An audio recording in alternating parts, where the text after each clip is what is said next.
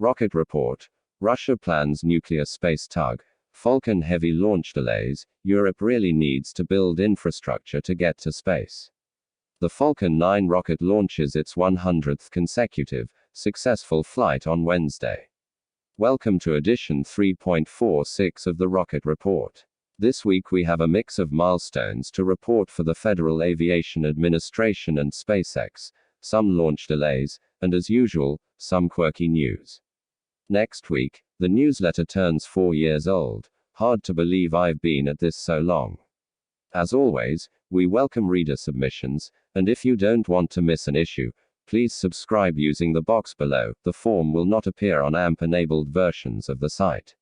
Each report will include information on small, medium, and heavy lift rockets as well as a quick look ahead at the next 3 launches on the calendar.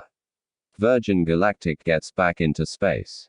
On Saturday, Virgin Galactic's VSS Unity spacecraft flew above 80 kilometers for the 3rd time, completing a much-anticipated return to space following more than 2 years of downtime. The flight, which crested at an altitude of 89.2 kilometers, was piloted by C.J. Sturckow and Dave Mackay, ARS reports. The flight was significant for Virgin Galactic, as the last time VSS Unity successfully carried out a powered spaceflight was February 2019. Delta V, the burgeoning world of small rockets, Paul Allen's huge plane, and SpaceX gets a crucial green light reaching a higher flight rate. Probably the biggest question for Virgin looking forward is whether it can sustain the kind of cadence needed to become a profitable company. After 2 flights in late 2018 and early 2019, Saturday was only the 3rd flight of VSS Unity. This is a rate of 1 flight about every 300 days.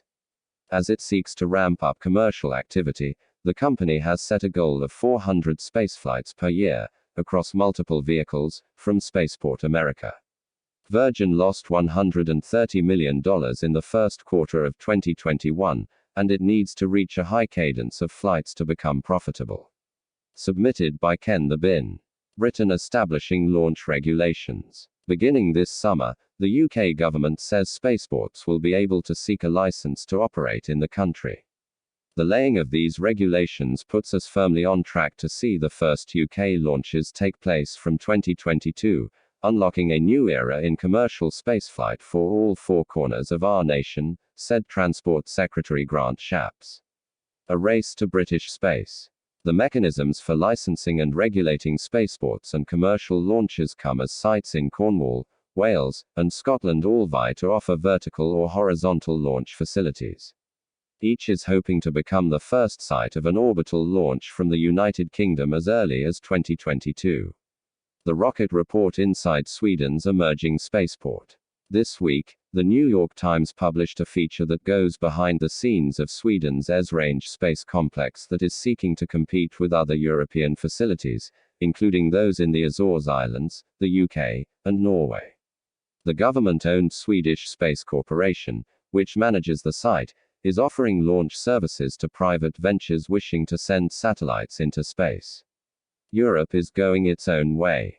Europe really needs to build infrastructure to get to space, said Stefan Gustafsson, a senior vice president at the Swedish Space Corporation. We can provide a proper space base.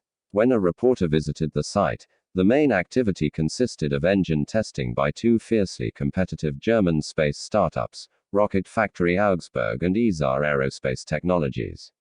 A good read, the story offers on-the-ground insights into Europe's different approaches to commercial space. Submitted by Tremeta. PLD Space wins support for reuse study.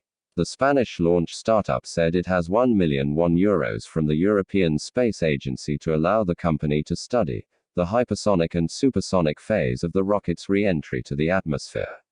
In this case, the rocket refers to the Mura 5 launcher under development.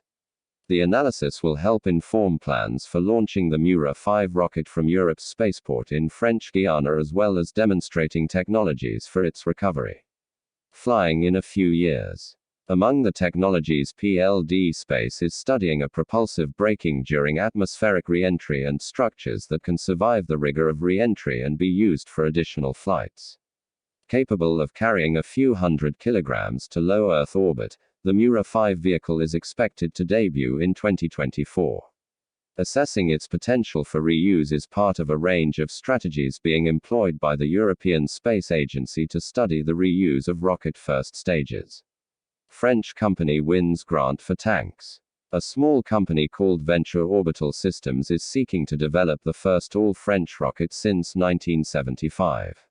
The firm said this week it has €100,000 from the Grand Est region in northeastern France to design the cryogenic aluminum tanks for its proposed Zephyr rocket. This is a local program that provides funds to startup companies. Beaucoup de travail à faire. This is the first I've heard of Venture Orbital and its small Zephyr rocket that seeks to loft a mere 80 kilograms to low Earth orbit. Venture Orbital looks like it will start with a smaller, Boreal, suborbital rocket to serve as a test bed. The company said it also raised €750,000 at the end of 2020. Great to see some French companies entering the new space race. Submitted by Tremeta. Falcon 9 launches 100th success in a row. In what has become a fairly routine process, SpaceX launched another 60 satellites on Wednesday. This was the company's 13th Starlink mission of 2021, and it might have gone largely unnoticed but for a significant milestone. This marked the 100th consecutive successful flight for the Falcon 9 rocket, ARS reports. This record dates back to June 2015, when the Falcon 9 rocket's second stage failed during the launch of a cargo supply mission to the International Space Station. Flying more than once a week. Since that time, the company's Falcon 9 has had an unblemished run of 99 successful launches. SpaceX has lost one additional mission, but this didn't occur during a launch. Rather, the Amos 6 payload blew apart in September 2016 during a propellant loading that preceded a static fire test. The overall cadence of Falcon 9 launches continues to increase, with 6 missions in the last 33 days. Nauka module gets a launch date. The long-delayed Russian addition to the International Space Station will launch on a Proton rocket on July 15 of this year, Roscosmos chief Dmitry Rogozin confirmed this week on Twitter. The announcement came after tests of the module confirmed its readiness to go to space. Finally going to space. We've wondered whether this day would ever come. The 13-meter-long module was originally supposed to launch to the space station in 2007. It has been delayed for various reasons, including a lack of funding. Once attached to the station, the Nauka module will add some much-needed modernization to the Russian side of the station and serve as the country's primary in-space research facility. Viasat seeks a halt to Starlink launches. Satellite operator Viasat is asking the FCC to stop SpaceX from launching more Starlink satellites as it heads to court to compel a thorough environmental review of the rapidly growing megaconstellation, Spacer News reports. On Friday, Viasat formally asked the Federal Communications Commission to stay an April 27 license modification that allows SpaceX to continue building out the broadband constellation, which already numbers more than 1,600 satellites. SpaceX keeps going. Starlink surpassed the 1,584 satellites permitted under its previous license in 550-kilometer orbits soon after launching a fresh batch of 52 satellites May 15. SpaceX launched 60 more on Wednesday.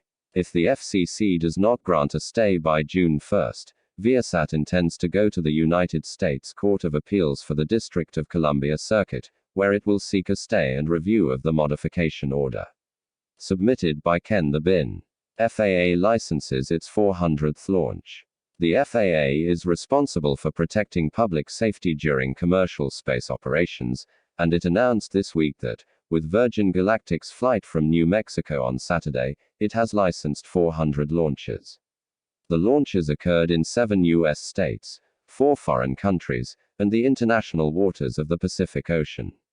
An FAA license is required to conduct any commercial space launch or re-entry, the operation of any launch or re-entry site by U.S. citizens anywhere in the world, or by any individual or entity within the United States. A good safety record. The first licensed launch occurred in New Mexico, when a Space Services Starfire launched from White Sands Missile Range in 1989. According to the agency, the number of licensed commercial space launches has dramatically accelerated from only 1 in 2011 to a record 39 in 2020. The growth is expected to continue as the industry looks toward space tourism in the coming years. There have been no fatalities, serious injuries, or significant property damage to members of the public during any FAA-licensed launch. Falcon Heavy launches delayed. The next launch of a SpaceX Falcon Heavy rocket has been delayed from July to October to await the readiness of its U.S. military payload, and the following Falcon Heavy flight has been rescheduled from late this year to sometime in 2022, Spaceflight Now reports. The missions are the first two launches of SpaceX's Falcon Heavy rockets to carry the military's highest priority national security payloads. The USSF-44 mission has moved from a launch date in July to October to accommodate payload readiness, according to Colonel Douglas Pentecost, Deputy Director of SMC's Launch Enterprise. 2 years since last big Falcon launch. The following mission, USSF-52, was previously scheduled for launch in October of this year but has now been moved into 2022, based on launch manifest priorities, Pentecost said. The most recent Falcon Heavy launch in June 2019 was also for the U.S. military, but it carried a cluster of lower priority experimental satellites into orbit. The Falcon Heavy missions are expected to be the fourth and fifth flights of SpaceX's triple-core heavy lifter. Both launches will take off from Pad 39A at the Kennedy Space Center in Florida. Submitted by Elpitaer and Ken the Bin. Russia planning a nuclear space tug. Russia says it will debut a nuclear-powered space tug in 2030 that will conduct a 50-month mission to the Moon, Venus, and then Jupiter.